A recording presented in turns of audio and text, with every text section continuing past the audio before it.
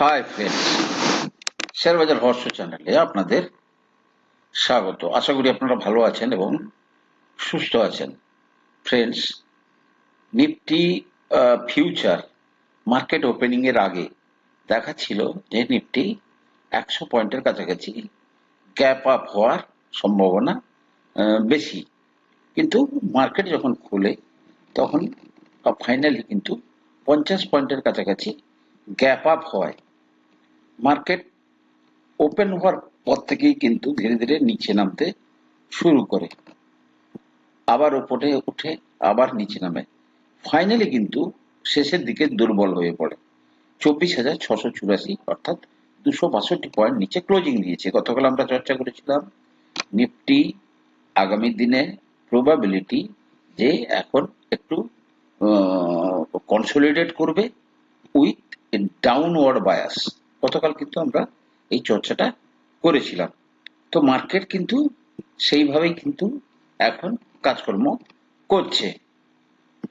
অন্যদিকে bank Nifty ও একইভাবে 55,877, অর্থাৎ 543 পয়েন্ট নিচে, অর্থাৎ প্রায় 1%-এর কাছাকাছি, সরি, 55,000 নয়, এটা হচ্ছে 54,000, 54,877, অর্থাৎ 543 পয়েন্ট নিচে ক্লোজিং দিয়েছে।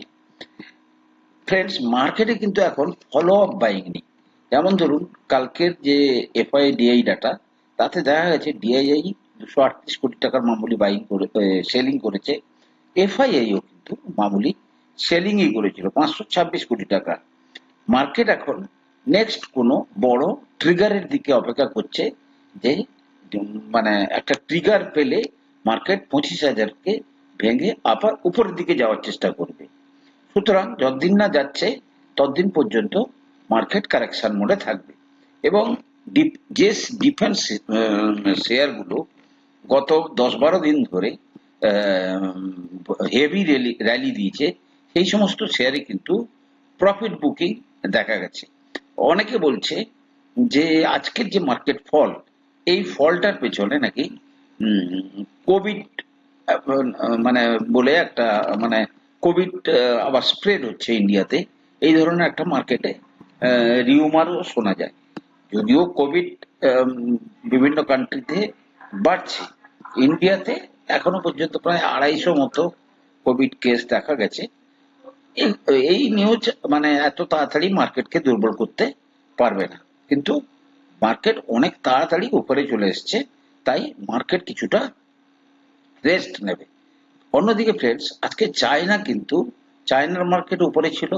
তার পেছনে কারণ হচ্ছে চায়নাতে কিন্তু অ্যাগ্রেসিভ রেট কাট করছে, যার জন্য চায়নার মার্কেট কিন্তু আজকে অত্যন্ত ভালো ছিল।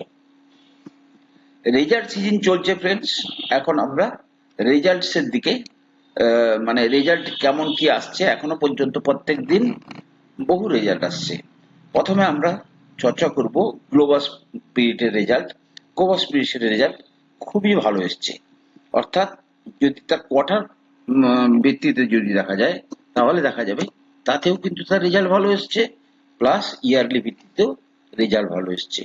কোয়ার্টারে যদি দেখা যায়, গত মার্চে যেখানটাতে 590 কোটি টাকা সেলস ছিল, মাত্র 8 লাখ প্রফিট ছিল, সে জায়গায় এখানে এবারে 654.77 কোটি টাকা সেলস, মার্জিনও বেড়েছে 5.93, প্রফিট এসছে প্রায় 5 কোটির কাছাকাছি।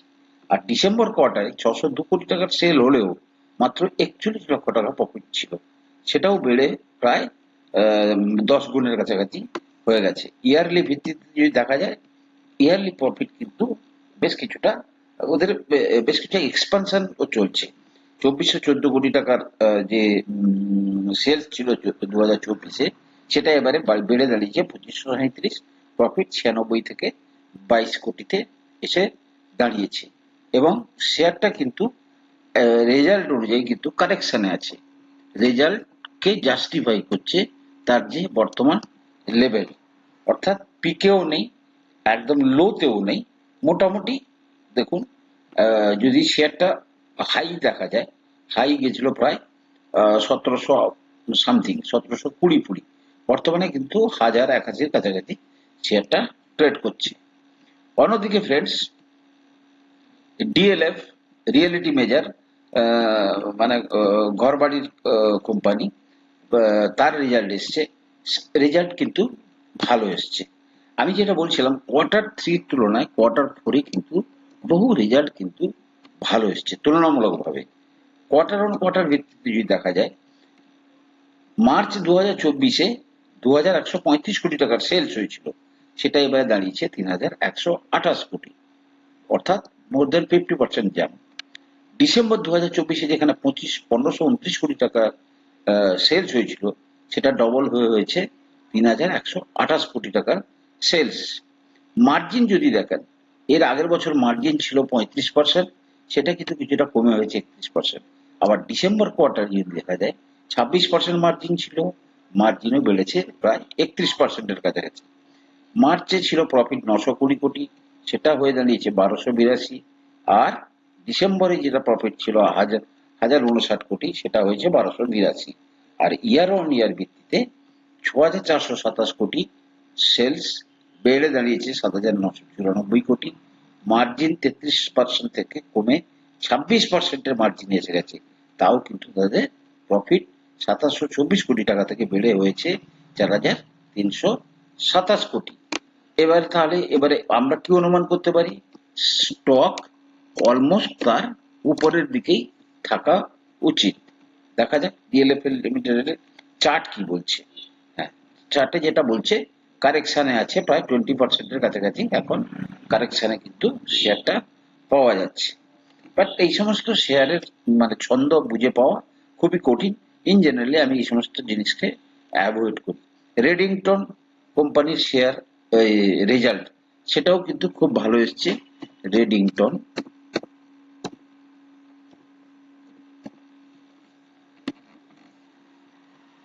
রেডিংটনের যদি দেখেন, ডিসেম্বর কোয়ার্টারে সেলস ছিল 26,716, সেটা হয়েছে 26,440। তেমন কোনো মানে আহামরি কিছু গ্রোথ হয়নি। আর মার্চে ছিল 22,433 কোটি, সেটা হয়েছে 26,440 কোটি। মার্জিন যদি দেখা যায়, খুব কম মার্জিনে বিজনেস করে ফ্রেন্ডস, মানে এদের হিউজ বিজনেস, মার্জিন কম। ঠিক আছে। গত মার্চে প্রফিট ছিল 324, সেটা হয়ে দাঁড়িয়েছে 918 কোটি। আবার ডিসেম্বরের প্রফিট 403, এবারে হয়ে দাঁড়িয়েছে 918 কোটি। সো অল ইন অল, বছর বাই বছরের ভিতরে যদি দেখা যায়, 89,346 কোটি টাকার যেখানে সেলস হয়েছিল, সেটা দাঁড়িয়েছে 99,334 কোটি। প্রফিট 1239-এর জায়গায় 50% বেড়ে দাঁড়িয়েছে 1821 কোটি। একইভাবে আপনি যদি দেখেন, চার্টও কিন্তু রেডিংটন, এগুলো হচ্ছে যারা অত্যন্ত ধৈর্যশীল ইনভেস্টর, তাদের জন্য ঠিক আছে। শেয়ার কিন্তু অলরেডি তার এই বেটার রেজাল্টকে কিন্তু ডিসকাউন্ট করে দিয়েছে। শেয়ার প্রায় 305-এর লেভেল থেকে আজকে ঘুরে এসছে 285-র কাছাকাছি। এই মুহূর্তে শেয়ার হাইতে আছে, সুতরাং বেটার টু অ্যাভয়েড, এমন কোনো আহামরি কোনো কিছু নেই। অন্যদিকে পেট্রোনেট এলএনজি রেজাল্ট এসছে, এর রেজাল্টও ভালো এসছে। পেট্রোনেট এই সমস্ত শেয়ার ফ্রেন্ডস, এরা হচ্ছে ডিভিডেন্ডও দেয়, প্লাস ওয়েলথও বৃদ্ধি করে। সরকারি কোম্পানি, পিএসইউ কোম্পানি। পেট্রোনেট এলএনজির 12,227 কোটি টাকার সেলস, এবারে এসছে 12,316 কোটি। আর গত মার্চে ছিল 13,793 কোটি, সেটা এসছে 12,316 কোটি। মার্জিন বেড়েছে, 8% মার্জিনটা 12% হয়েছে, 10% মার্জিন 12% হয়েছে। 764 কোটি টাকার প্রফিট দাঁড়িয়েছে 1095-তে, 902-এর প্রফিট দাঁড়িয়েছে 1095-তে। তাই ইয়ার অন ইয়ার ভিত্তিতে যদি দেখা যায়, যে 52,729 কোটি টাকার জায়গায় সেলস কমেছে 50,982 কোটি। মার্জিন বৃদ্ধির কারণে 10% থেকে 11%, তাই প্রফিটও প্রায় 10% কাছাকাছি বৃদ্ধি পেয়েছে, 3652 কোটি টাকা থেকে 3973 কোটি। পেট্রোনেট এলএনজি কি বললাম, এগুলো হচ্ছে একদম পুরো নিয়ে বসে থাকতে হবে। প্রতি বছর ডিভিডেন্ড এনজয় করুন, তারপরে 2 বছর 3 বছর অন্তর অন্তর শেয়ার আপনাকে ডবল করার সুযোগ দেবে। শেয়ারটা কিন্তু হাই থেকে প্রায় 20% কারেকশনে পাওয়া যাচ্ছে। এখন 316-র কাছাকাছি, মাঝে নেমে গেছিল 271-এর কাছাকাছি। পেট্রোল রেঞ্জের পরে আমরা দেখব, আচ্ছা ফ্রেন্ডস, ইন্ডাস্ট্রি সার্কেল থেকে একটা ভালো মানে রিপোর্ট পাওয়া যাচ্ছে যে ইন্ডাস্ট্রি এক্সপেক্ট করছে রিজার্ভ ব্যাংক ইন্ডিয়া খুব তাড়াতাড়ি industry is hopeful of a rate cut by reserve bank very soon and expects India's economic growth at more than 6.5% in the current financial year. PhD Chamber of Commerce and Industry Secretary General and CEO Ranjit Mehta said on Tuesday. He also outlined three major challenges faced by the country's micro, small, and medium enterprises, including access to affordable finance, technology and market access. আমরাও আশা করছি friends যে যত তাড়াতাড়ি RBI rate কাট করবে তত মানে interest rate কম হলে company বেশি ধার নেবে বা বেশি অনেকেই আমাদের মতো লোকেরাও লোন নেবে এবং তারা স্পেন্ডিং করে ইকোনমিকে বুস্ট করবে। ম্যাক্স হেলথের ফ্রেন্ডস রেজাল্ট এসছে, ম্যাক্স হেলথের রেজাল্টও ভালো এসছে, খুব ভালো কোম্পানি। দীর্ঘমেয়াদীতে আমি 3-4 বছর আগে কিনেছিলাম, আমার বর্তমানে প্রায় যে শেয়ারটা 3-4 গুণ মতো প্রফিটে চলছে, ধরা আছে। যদি আপনি তার কোয়ার্টার অন কোয়ার্টার ভিত্তিতে এই সমস্ত এই যে ধরে রাখার ব্যাপারটা, ভালো কোম্পানিকে দেখে যদি আপনি ধরে রাখতে পারেন তাহলে কিন্তু আপনার চিন্তাটা অনেকটা কমে যাবে। গত মার্চে 1423 কোটি টাকার সেলস ছিল, 1910 কোটিতে এখন সেলস হয়ে দাঁড়িয়েছে। আর ডিসেম্বরে যেটা ছিল 1868 কোটি, সেটা হয়েছে 1910 কোটি। মার্জিন যদি দেখেন, গত মার্চেও 27, এবারেও 27, এবারেও 27, মার্জিনে তেমন কোনো পার্থক্য হয়নি। মার্চে 252 কোটি টাকার প্রফিটটা হয়েছে 319 কোটি, 239 কোটি টাকা ডিসেম্বরের প্রফিট ছিল, সেটা হয়েছে 319 কোটি। এবং ইয়ারলি ভিত্তিতে 5406 কোটি টাকার সেলস হয়েছে 7028 কোটি, আর 1058 কোটি টাকার নেট প্রফিট হয়েছে 1076 কোটি। কারণ 28% মার্জিনের জায়গায় ওভারঅল মার্জিন যেটা দাঁড়িয়েছে 26%-এর কাছাকাছি। শেয়ারও কিন্তু একইভাবে তার যেভাবে রেজাল্ট সেই অনুযায়ী পিকে আছে, বাট এর চার্ট কিন্তু আপনি যদি দেখেন যে এটা কিন্তু একটু ডিফারেন্ট টাইপের চার্ট। যেভাবে যাচ্ছে মার্কেটে, দেখুন একটা মানে স্টেডি গ্রোথ হিসাবে দিয়েই কিন্তু সে যাচ্ছে। এক্ষেত্রেও কিন্তু এর মধ্যে একটা বড় আপমুখ আসার সম্ভাবনা প্রবল। দীর্ঘদিন ধরে ধরুন আজকে যদি দেখা যায়, বর্তমান যেখানে আছে সেটা কিন্তু ডিসেম্বর 24-এর রেটের কাছাকাছি আছে, ঠিক আছে। দীর্ঘদিন ধরে কোনো মুভমেন্ট নেই, আজকে 6-7 মাস একটা মুভমেন্ট আশা করা যেতে পারে, মুভমেন্ট অফ ধরুন 300 টাকার কাছাকাছি মুভমেন্ট কিন্তু আসতে পারে 1400-1500 লেভেল পর্যন্ত, এবং ভালো share, no doubt on that. Gland Pharma result এসছে friends. Gland Pharma on Tuesday reported mostly weaker than expected Q4 number বাজে রেজাল্ট। প্ল্যাটফর্ম পোস্টেড এ year-on-year ভিত্তিতে নেট প্রফিট প্রায় 3.1% পড়েছে, যেটা 192 কোটি টাকা ছিল সেটা হয়ে দাঁড়িয়েছে 186 কোটি টাকা। খুব সম্ভবত রেজাল্টটা এখনো এখানে আপ টু ডেট হয়নি, তাই আমি অ্যাভয়েড করছি এই জায়গাটাতে দেখাতে গ্ল্যান্ড ফার্মা।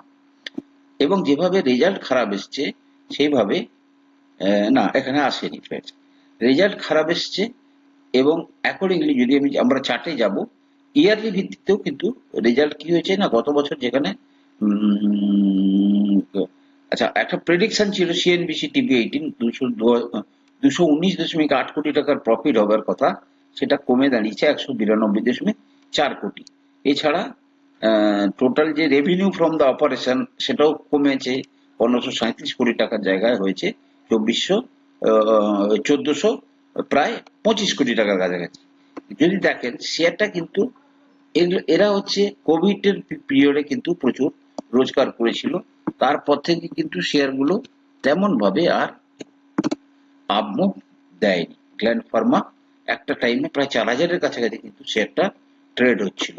দেখুন গ্ল্যান্ড ফার্মা কোম্পানির অনেক রকমের অনেক এই ব্যাপার থাকে, কারণ কি আমেরিকার, এরা মেনলি আমেরিকা রিলেটেড বিজনেস বেশি করে, তাই ওখানকার বিভিন্ন রকমের পলিসি চেঞ্জের জন্য এদের রেভিনিউতে এফেক্টেড পড়ে। বর্তমান 1498 কাছাকাছি শেয়ারটা ট্রেড করছে। রেজাল্ট খারাপ, চার্টেও দেখা যাচ্ছে যে শেয়ারের মধ্যে তেমন কোনো এখনো পর্যন্ত কোনো বড় মুভমেন্ট হওয়ার মতো পজিশনে নেই। হোয়ারলপুলের রেজাল্ট এসছে, যদি আমরা দেখি হোয়ারলপুল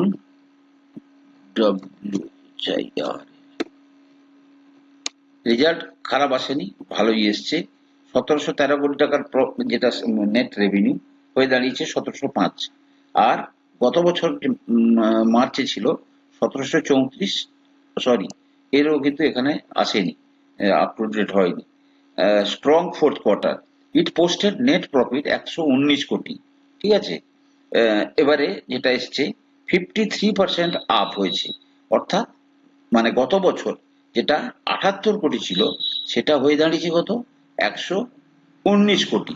আচ্ছা, consumer durable makers revenue from operation, আয় বেড়েছে কত, যেটা 1734 কোটি টাকা ছিল সেটা বেড়ে দাঁড়িয়েছে 2005 কোটির কাছাকাছি, অর্থাৎ সেলসও বেশি হয়েছে এবং প্রফিটও বেড়েছে। ইয়ারলি রেজাল্টে এখনো এফেক্ট পড়েনি, যদি ইয়ারলি রেজাল্টে প্রফিট মানে এফেক্ট পড়ে, এমনিতেই কিন্তু তার ওভারঅল রেজাল্ট ভালো আছে, মিনস সব দিক দিয়ে দেখা যায় যদি এই শেয়ারের রেজাল্ট ভালো আছে। চার্টটা একবার দেখে নেবো।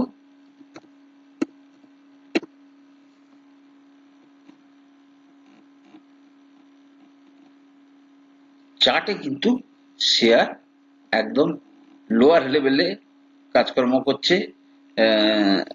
এবারে কিন্তু that is up to you, কি করবেন না করবেন। রেজাল্ট তো ভালো এসছে, এবারে দেখা যাক আজকে রেজাল্টের পরে কালকে মার্কেট কিভাবে রিয়াক্ট করে, ঠিক আছে, তারপরে কিন্তু সিদ্ধান্ত নেবেন। এই সমস্ত শেয়ার নাকি প্রত্যেকটা শেয়ারের একটা ছন্দ আছে, সেই ছন্দ না জানলে ইনভেস্টমেন্টে গিয়ে অনেক রকমের প্রবলেমের সম্মুখীন হতে হবে। ফ্রেন্ডস, আজকে আমরা চর্চা করবো একটা ভালো ব্যাংক, ছোট্ট ব্যাংক, সাউথ ইন্ডিয়ান ব্যাংক। এর কিন্তু চার্টটা খুব ভালো, রেজাল্ট ভালো। South Indian bank, UTH, south Indian bank, যদি রেজাল্ট দেখা যায়, ছোট্ট ব্যাংক, 7500 কোটি টাকার ব্যাংক, মাত্র 6 পিইতে ট্রেড করছে, 5.76 পিইতে। আর মার্চ কোয়ার্টারে রেজাল্ট যদি দেখা যায় 2373 কোটি টাকার সেলস, যেটা ছিল গত বছর 2275, ডিসেম্বরে ছিল 2371, সেটাও 2373। আর যদি প্রফিট দেখা যায়, গত মার্চে ছিল 288 কোটি টাকার প্রফিট, যেটা দাঁড়িয়েছে 342। আর ডিসেম্বরেও 342 ছিল, 342। আর বছর বাই বছর ভিত্তিতে যদি দেখা যায়, 1070 কোটি টাকাটা হয়েছে 1303, 8600 হয়েছে 9413। শেয়ারটা কিন্তু সস্তা, এবং আপনি যদি তার চার্টও দেখেন তাহলে দেখবেন চার্টে একটা ব্রেকআউট আসার সম্ভাবনা প্রবল। এই নয় কালকে আসবে, ইট উইল টেক টাইম। যখনই কোনো ইয়ে করা হবে, শেয়ারটা কিন্তু এর আগে একটা ব্রেকআউট দেওয়ার চেষ্টা করেছিল প্রায় ফেব্রুয়ারি 2024-এ, কিন্তু ব্রেকআউটের পরে ভালো রিট্রেসমেন্ট দিয়েছে। এবারে কিন্তু ব্রেকআউট দিলে শেয়ারটা কিন্তু একটা ভালো রিটার্ন দেবে, আরামসে 50% রিটার্ন, ফলোড বাই এই ছোট শেয়ারে কিন্তু খুব তাড়াতাড়ি গেইন পাওয়া যায়। এটাই হচ্ছে আসল মজা। ফ্রেন্ডস, আমি কোনো সেবি রেজিস্টার্ড অ্যানালিস্ট নই।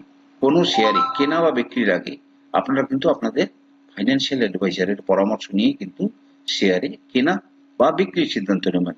ভালো থাকুন, সুস্থ থাকুন, কথা হবে পরের এপিসোডে। আর ভিডিওটাকে যদি ভালো লাগে তাহলে একটু লাইক, শেয়ার, কমেন্ট করবেন। আর আরেকবার দেখে নিই এফআইডিআই ডাটাটা আপ টু ডেট হয়েছে কিনা, কারণ কি এফআইডিআই ডাটাটা যদি স্ট্রং থাকে তাহলে কিন্তু মার্কেটে একটা মজা পাওয়া যায়, যে মার্কেট একটা উপরের দিকে যাওয়ার সম্ভাবনা কিন্তু প্রবল থাকে। মার্কেটকে সাপোর্ট করছে কিনা না এখনো পর্যন্ত ডাটা আসেনি। ওকে, কথা হবে পরের এপিসোডে।